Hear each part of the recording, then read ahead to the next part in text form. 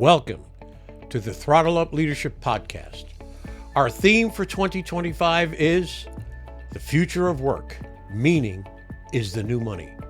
In a world shaped by rapid innovation and constant change, the pursuit of purpose and impact has never been more important. I'm Dr. John Dentico, your host, bringing over 30 years of experience in leadership, strategic thinking, and purpose-driven innovation. Here, we tackle the pressing challenges of our time, from the rise of artificial intelligence to the growing need for meaning in the workplace.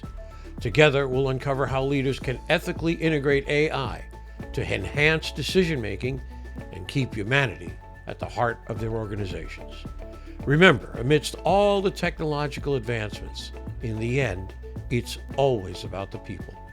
This podcast is your resource for actionable tools, thought-provoking discussions, and inspiring stories.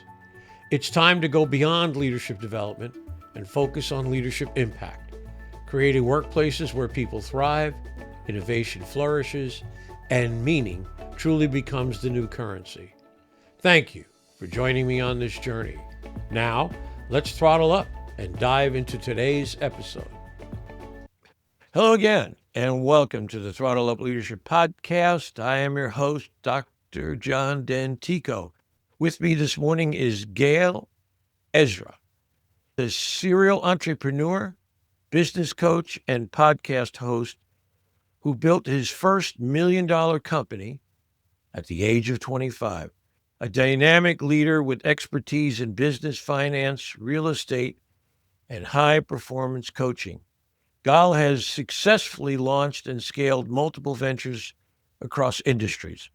In 2013, he co-founded 4 of South Africa's most well-known events and music festival businesses, drawing over 40,000 attendees annually. By 2018, he pivoted into finance, launching Empower Funding, a property finance company funding millions, despite having zero prior experience in finance. Gal is also an investor, property entrepreneur, and hotel owner, with Airbnb properties and boutique hotels in his portfolio. His passion for business growth, leadership, and personal development has led him to coach and train thousands through online courses, webinars, speaking engagements, and one-on-one coaching. As a podcast host, Gal runs 3 shows covering business, relationships, and property, sharing insights alongside his father, wife, and industry experts. His passion for martial arts, fitness, free diving, and travel keep him grounded, balancing a thriving career with a fulfilling personal life between Cape Town, South Africa, and Tampa, Florida. Gal attributes much of his success to his mentorship and parenting of his father, Meir, instilling in him the value of knowledge, precise coaching, and expert guidance. Now, after achieving success, he feels obligated to help others unlock their own potential. I am truly pleased to have him here this morning on the podcast. Good morning, Gal. How are you? Thank you for having me. I appreciate it. You're welcome. I'll send you a copy. Yes. So, Gal, tell me, I know your father was a tremendous influence on you. So Yes. tell me about where you grew up and some of the influences on your early life. Yeah. So I'll tell you about him and about me. I was born in Cape Town, South Africa. I lived there until I was about 7 years old, and then I moved to the U.S. And I lived in the U.S. until I was 19. At 19, I had major visa problems. I left. I went to renew. It should have been straightforward. For whatever reason, I got declined, and so I couldn't go back home to the U.S. My family remained in the U.S. I ended up going back to South Africa since I was born there. I had the passport, knew no one, and just had to okay, I guess I'm stuck here now. Literally, I have to figure out how to make things happen. That's the story. I ended up doing that and building it, and it was pretty incredible. That was how I had to be forced into starting my own life and businesses. A bit about my father, who is an amazing influence on me. Both my parents are an amazing influence. My dad is the businessman who mentored me much more than that. My mom and dad were extremely close. He basically started a massive company by the age of 31. His name is Meir Ezra. And at the age of 31, he sold a $100 million deal, which 30 years ago was like $1 billion today, basically. So there's not many 31-year-olds that sell that type of deal, and just grew really big. And then what ended up happening is many people asked him for help with their businesses. How did you do it? I remember being 3, 4, 5, 6, 7 years old and seeing him just sitting around the dining room table, working with people, like helping them out, like nothing formal, just how you'd help out a friend with an area of expertise. The demand grew. About 15 years ago. He was like, okay, you need to start a more formal way of like helping people, coaching people, training people, delivering this knowledge, packaging the knowledge. And that's where the company Guaranteed Prosperity started, which you can go find out more about it at gprosperity.com. G stands for guaranteed, because everything that we do is guaranteed. If we're doing a sales course and if sales don't go up, don't pay us, we'll pay you for wasting your time. Everything we do is very certain and guaranteed. I was helping him in the background for the last 10 years while I was building my own festivals and businesses. About 3, 4 years ago, after achieving my success, I was like, I want to help people too. Why? Because the help I got is what I attribute my success to. I needed the mentorship. I needed the coaching. It's like, I don't know how to do it without it. So I was like, people need this. Many people don't realize they need it, but we need to do it. I started more and more helping people while still running my other businesses. So that's the story in a nutshell. That's a great story. It's funny how you've turned adversity into a plus, which is your inability to remain in the United States, go back to South Africa and say, okay, fine, here's where I'm at. Let's get to business here. Yeah, and it was the biggest blessing in disguise. It was but at the time, it felt like the most terrible disaster. For a while, it's not like right away I was like, oh, yes, I know how to make it anywhere. I had that sort of idea, but it didn't work out that way. For the longest time, I was in this very weird limbo. My immigration attorneys were saying, don't worry, 2 more months, we're working on it. 4 more months, 6 more months. I only went back 3.5 years later. At the beginning, I was in this limbo. For the first year, it was a few more months. So what am I going to do? Like start a whole life here when I'm leaving in 2 months? It was weird. It was just a strange time until I finally was like, okay, let's make something happen. Yeah, it's great. What a great story. I mean, I've been blessed. On my podcast, I've had many people who have overcome such incredible odds. And now today are living. I mentioned this before in my podcast, but I've had 2 people that told me they went to prison for 2 years, and prison saved their lives and came back out and now are high flyers again. One in the care world has a couple of businesses, I think, a family and children, a wife, just doing really well. And another person one person I can remember had both his parents incarcerated at the same time. Oh my gosh. And his mother got out, got 2 jobs, put food on the table. And today he's an amazing entrepreneur in the digital marketing space. Just a wonderful thing. I tell people all the time when I talk about these folks, never once did I hear the word victim. I never heard, oh my God, the world's against me. They got up the next day and figured out that, okay, I got to go forward now. I have to find a new life, create a new life. And that's what they did. Just amazing stories. Yeah, that's a very important key. So when we talk about responsibility, everybody wants to be responsible. Very few people can actually define it. And so when you can't define it, how can you be it?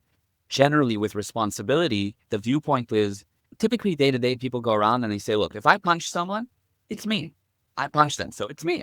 But if they punched me, it's them. They punch. With responsibility, when you really understand it and if you actually confront it, it's a breakthrough. If they punched you, it's you. Because why did they punch you and not that person? How did you have the responsibility of being there? There's a difference between whose fault it is. It's their fault. They did it. But fault and responsibility are 2 different words. It's their fault. They did it. But who's responsible?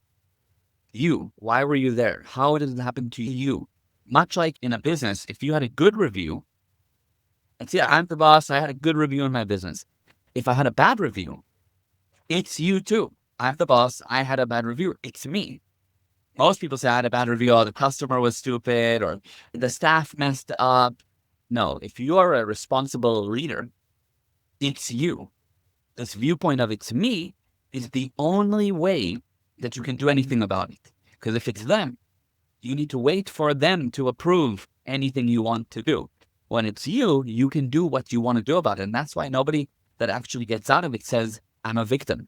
If you're not a victim, you say, oh, if you punched me, it's me. I'll do something about it. I can handle it. It's no problem. Very interesting. I think you're absolutely right. What I've learned about victimization, I learned a lot. My dad was a PTSD survivor from World War II. Wow. He was the quintessential victim. Mm-hmm. Everybody did something to him. Mm-hmm. The problem was with him, and I believe this to be universal, because he never owned it, he couldn't do anything about it. Yeah. And that's the key. If you own it, good or bad, own it all, then you can do something about it. You can say, hey, you know what? I have to make a change here. As I love to say, pain is a wonderful motivator. You have to make some changes. You have to move beyond this. Yeah. As soon as you own every decision, whether it's good or bad, you can do something about it. You can change the course of your life. You can change the course of your immediate direction and do something different. One of the problems in management, I'm sure you've seen this, is when managers delegate responsibility. Many times they delegate responsibility, but they don't delegate the authority to carry out that responsibility. So people may be responsible at a job, and they'll always come back saying, well, I went this far. Is that okay? Oh, yeah, it's good. Okay. And they go and do some more. They come back and say, I did this. Is that okay? Instead of saying, here's the responsibility, here's the authority, get the job done. Don't get in their way. I'd love to get your reflection on that.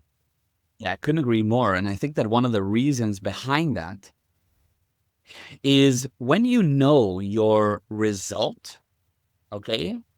When you have a clear result, you will do the correct actions to get that very specific result. Most people in a company, family, or relationship don't know their result. If you go to anybody in your company and say, tell me, what's your result? And they'll say, well, here's what I do. I do this and I do that. No, I'm not asking you what you do.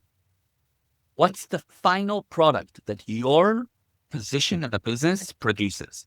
What's the result that you bring about?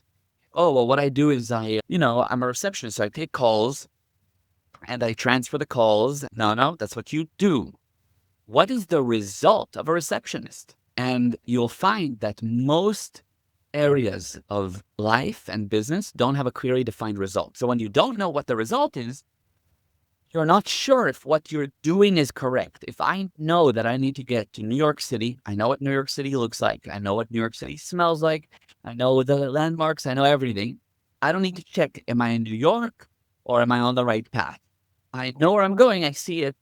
And I go up, down, over, around, here, left, right, because I know I need to get the result. When somebody doesn't know the result, it's hazy. They need to ask the boss that knows the result if what they're doing is correct. And the biggest major problem with almost every company and almost every leader and almost every position in a business is the results are not clearly defined. I would agree. Yeah. I agree.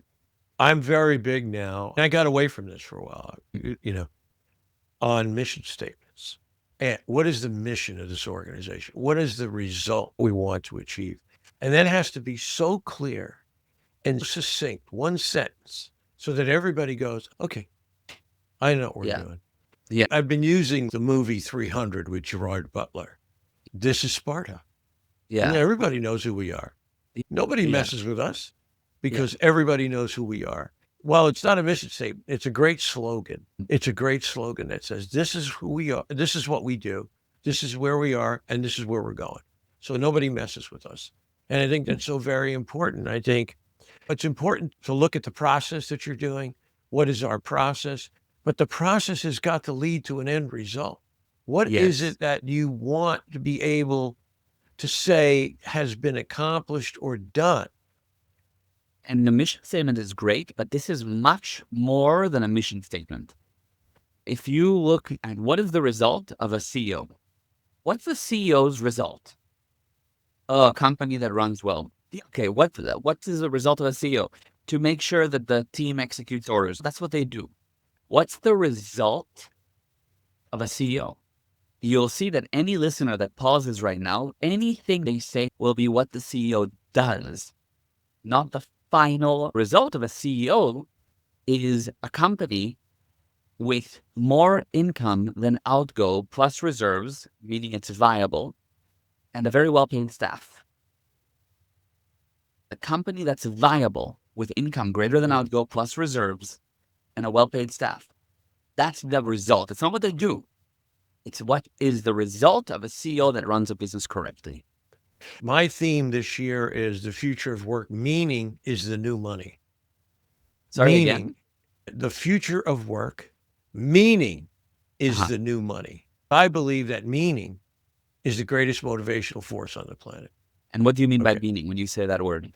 When people are engaged with the things that they do at work, it enlivens them. It gives them a sense that they matter, that their work matters, and that they are truly part of something that's greater than themselves.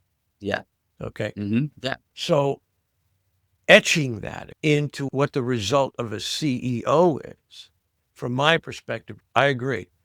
Company needs to grow. It needs to have more income than it has costs or expenses with residuals. But I think the optimum companies today are designed around the CEO's job to ensure that the people are part of the decision-making process, but gives them a sense of meaning that they're important to what this company does.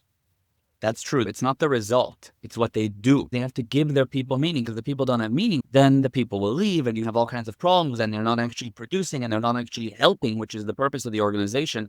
The purpose of selling is to help. You give the people meaning, you give them training, you empower them, you do everything you can to make sure that they're in it, not just for the money. I agree with you fully, but that's what you do. At the end, why are you doing it? Because you need a company that's growing, expanding, viable. And that's what the result is. If you don't know your result, then you'll give them meaning by taking them on company retreats that cost extreme amounts of money, because you need to be viable. Does it align with my result? Being viable? Oh, no, it doesn't. Okay, so then I'm not doing it. Whereas many people think, no, but I need to be a leader that's liked. No, you don't need to be a leader that's liked. It's a great bonus. I mean, my staff, I like to think, like me. But it's not my purpose. My purpose is to bring results. When we bring results, everyone's really happy. Yeah. People didn't always like Michael Jordan, but they loved him when they won 6 championships because he was a great leader that brought results first. He didn't care about being liked. So the result is what matters. What is the final destination? I've seen so many leaders that need great company culture and they spend money on stuff that is not going to bring the result. First, bring the result. When you have extra, you can put in a pool table in the office, and that comes later. I understand. It's interesting, and this is on me.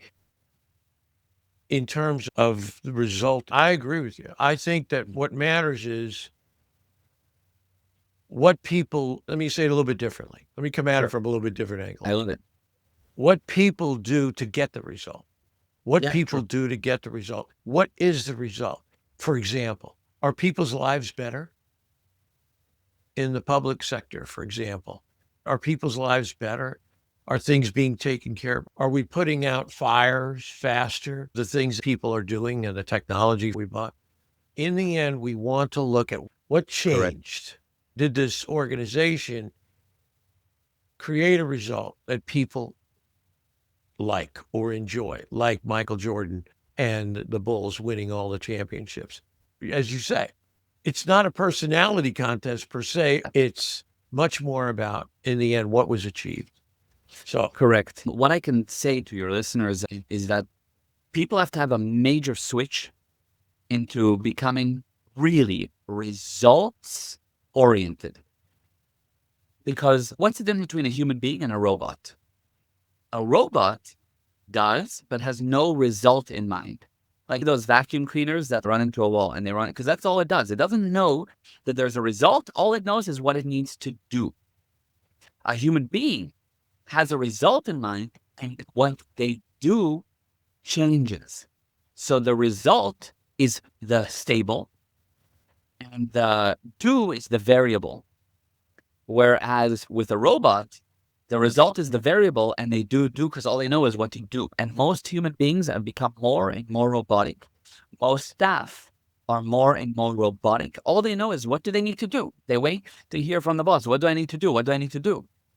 What's the result? If you train them on the result, and even if people day to day operate on everything that you do, what's the result? Oh, you're going for that meeting. What's the result? You're going to the gym. What's the result? You're going to hang out with those friends. What for? What's the result? Just because you want to do it?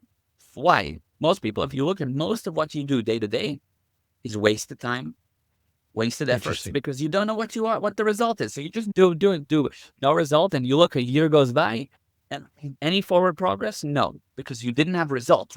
Line up what you do based on the results. And it's a big switch that people need to have. It sounds almost too simple and obvious, but it's much deeper than people see. Yeah, I agree. It's a very interesting opportunity to take a step back. And just really look at what we have achieved. What is it that has been completed, if you will, or in the results? Why don't we move on to another question? Sure. What's the most valuable lesson he taught you that you still apply today, and how do you pass that on to others? The number one thing is control equals income. If you control the car, you get the income of a safe and enjoyable ride. Income doesn't have to be just money. Income from your staff is appreciation. It's doing a job well done. That's the income that you expect from the staff. Income from my child is kisses and smiles, or income can be money. Control brings about income. Now, people think control is like I'm a bad guy, I'm going to control you. I don't mean that. Control is a good thing. I would rather control the car than lose control and have an accident. Control is the ability to start, change, and stop. If I can start the car, change the car, stop the car, I can control the car. If I can start a thought, change a thought, and stop a thought, I control my thoughts, I control my mind. Most people, though, have a thought that bothers them. They don't control their mind. They have thoughts that interfere with them. They can't change or stop them, so that no control. If you can start a task, change the task, complete the task, you controlled that task. And so that's called a cycle of action. Start, change, stop. What most people do is they don't start, change, stop. They start, that's it. They start, change, that's it. And what you start getting is what's called open cycles. An open cycle is things that you've started but didn't complete. And it is the most insidious, dangerous thing that seems so innocent, but destroys production, takes up your mental capacity, makes you stressed. What it is, it's just like program on a computer. Imagine you have a computer and you've opened up one tab and another tab and you didn't close it. What happens? You're distracted. Yeah, a computer will slow down. You have many programs open, it starts to slow down. In a human being, when you have many cycles that are open, you read the message, you didn't reply. You have infinite emails in your inbox. You have files that need to be organized. You have a drawer at home that was supposed to be cleaned. You told somebody you'd send them a quote. You were supposed to have that conversation with a member of your team. You need to get back to that one client. There's a problem over there that you didn't achieve. These are all open cycles. It's open programs. In a computer, it slows it down. In a human being, what that's called is stress. Stress is there's no other reason for stress, only too many open cycles. And what happens on a computer when you open more and more programs, eventually it crashes. On a human being, that's called a panic attack, or it's called anxiety, or whatever. There's some kind of, I need a break. I'm burnt out. You're not burnt out. You have too many open cycles, and you have many programs open, and you didn't close the cycles. So I am religious about closing cycles. If something opens, I close it. For those that play chess, they know that there's a term called, if you touch it, you play it. Meaning if you touch the piece, that's it. Like you're cursed. Now you have to play that piece. My team knows if there's something that I touch, that's it. You touch it, you play it. I'm cursed. I have to get it done now because I open the cycle. I don't do it later. Doing it later is an open program. It slows me down. It will create problems down the line. An emergency will form. I'll do it later as an emergency waiting to happen. So my team knows, don't come to me with open cycles. There's a time and place for it. We do meetings and so forth. Let's handle things in one go. Don't come to me while I'm working and open cycles. Hey, Gal, I need you to reply to me on this. I need you to get back to me on that. Did you ever find out from that client, hey, Gal, can you call this one guy? All in one go. Right now, we're working. Don't give open cycles. Don't do that. You have to have a whole system for managing tasks, etc. That lesson on open cycles, which destroys your control. How can you control something if you don't start, change, stop it? Which will destroy your income completely, is the most valuable lesson I've ever learned. And if I can recommend anything to anyone, it's get better at, if you start something, handle it to done. Strip away the ones that are still open and don't matter. You need to check. You can also look at that and say, wow, that was an open cycle. I'm closing it now. It's done. Right. There's nothing else to do here. But you need to handle it in your mind. People they wish that at 3 years old, they shouted back at that bully and they didn't. And they still regret that when they were 3 years old, they didn't do that. Sometimes it's an open cycle in their mind. You need to decide, okay, that's done. End it. No more. I'm not thinking. That's it. I'm closing that cycle. It happened. It's over. I'm here now. Even that, or there was some task I needed to do and I didn't get it done, but it's okay because this is why. And make sure that it's actually okay. Don't just close it because you don't want to confront it. Make sure it's okay to close that cycle. I have to tell you, that is an absolute profound perspective. Thank you. It is. And I appreciate that very much. I'm sure there are a lot of people, many people have open cycles. And just like in a computer, when you have an open cycle, it seems to me, you're using energy that can be used in a much better way if you're focused. Just like in a computer, you've got so much memory, so much power that you're putting to all these different open tabs. That's a wonderful metaphor, by the way. But as you close those things down, the energy gets applied to the things that are really important, the things that really matter. 100%. You got it. Great observation. Thank you. I'd like to move on to another question because this is getting very interesting and wonderful. I appreciate it. Yeah. You've listed the difference between PR, marketing, and sales as a key topic. What's the biggest misconception people have about these, and how can understanding them boost someone's business? Yes. The first thing to know is that definitions matter. There's a war of the words where there's a push in education and in society to blur the meanings of words. Things are not clearly defined. You'll see that everything we do with Guaranteed Prosperity, we define. We are pedantic about defining words. And that's where PR, marketing, and sales comes in. Because if you think, and most people do, they think that marketing is PR, is advertising, is promotion, is sales, is all the same. It's all something that is all the same, but don't really see a difference. No. If you don't have results in an area, there are words that you're not defining correctly. Everything we teach, we first define the words. So marketing, PR, and sales is 3 totally different words, subjects, and technologies around bringing about results in them. Marketing is defined as the actions that we do that make us known, wanted, and that sells something.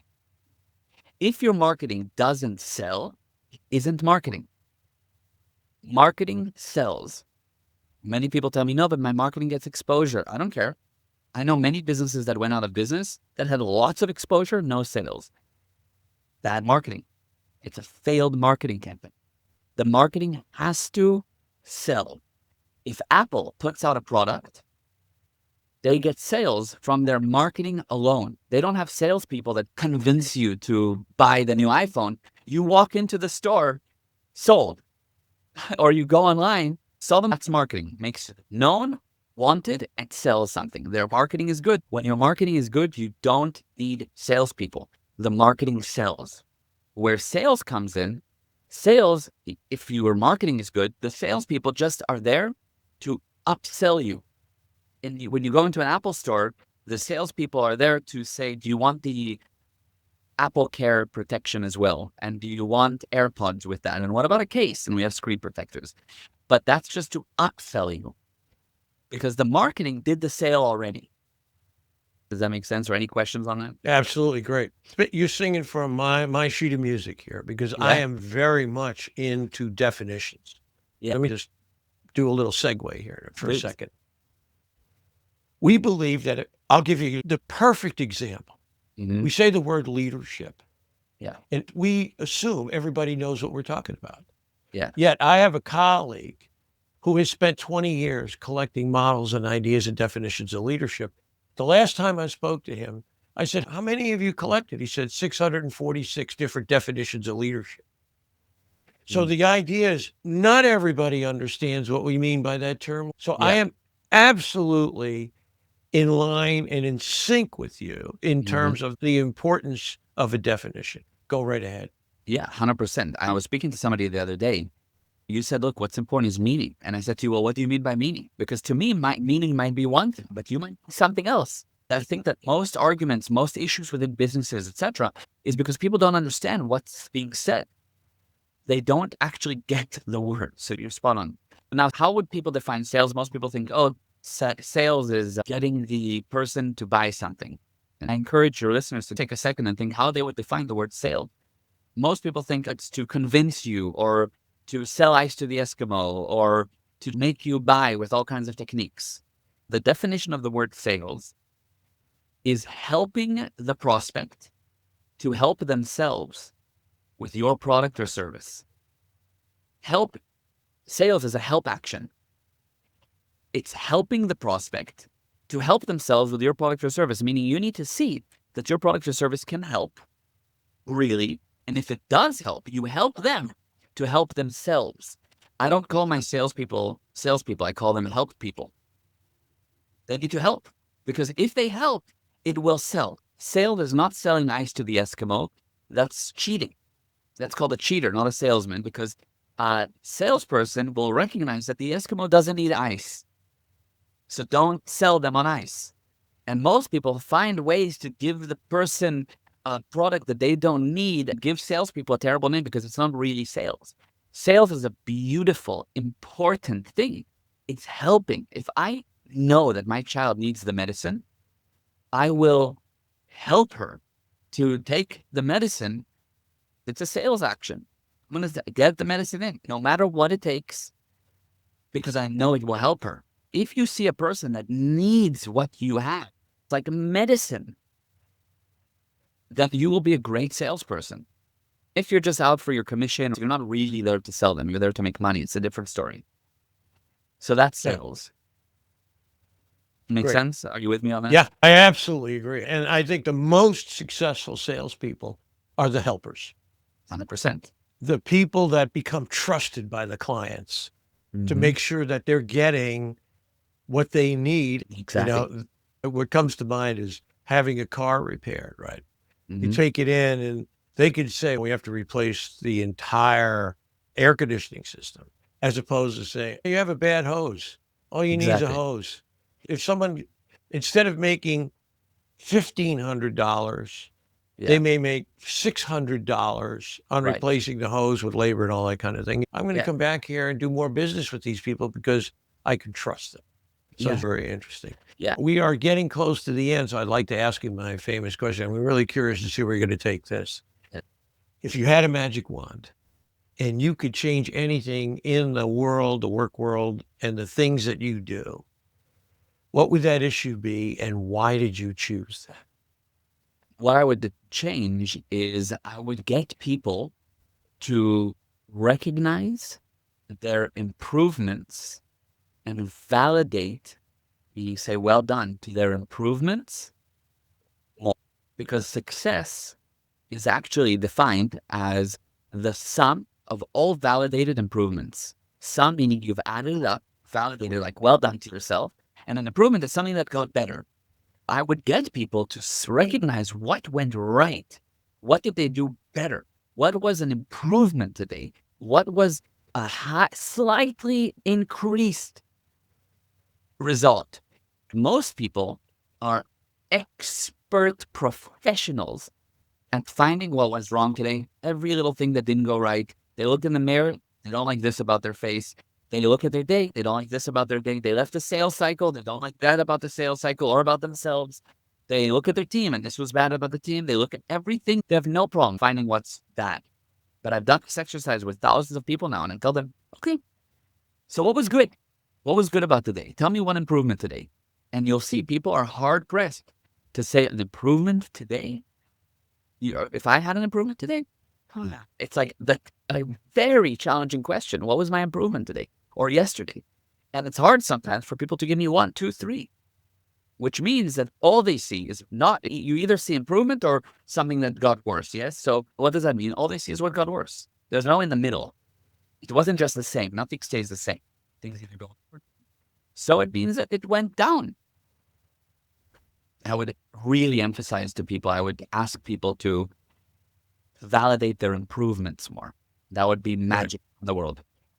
Yeah, I agree. I mean, that's profound in the sense that you have to look at all the things that went right and say, how can I make it a little bit better? What is doing it right taught me? You know, we always talk about mistakes always teach you. Oh, yeah, sure. We know that. Okay, great. You screwed that up. Now let's try something different. But the answer is, if this went right, how can I enhance that? How can I embellish it a little bit more? It's taking me down the road I want to go.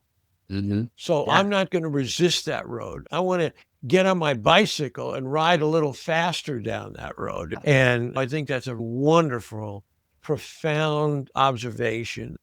No one is harder on ourselves than us. Correct. We are our most inspoken critics.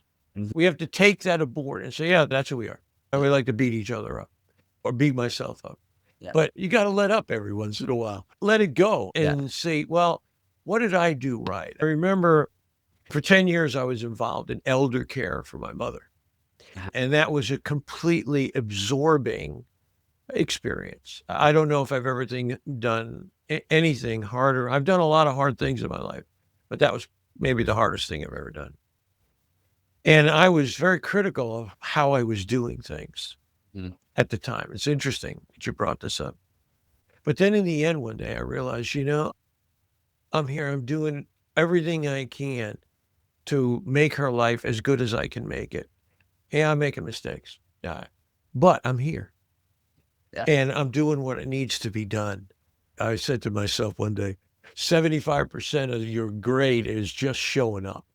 And yeah, it was. And I feel good about how things in the end ended. She lived to be 93. And you look back on it and say, hey, the great discovery I made in my own life is accepting my own humanity. In the sense that I'm not perfect. I'll never be perfect. Nowhere even near perfect.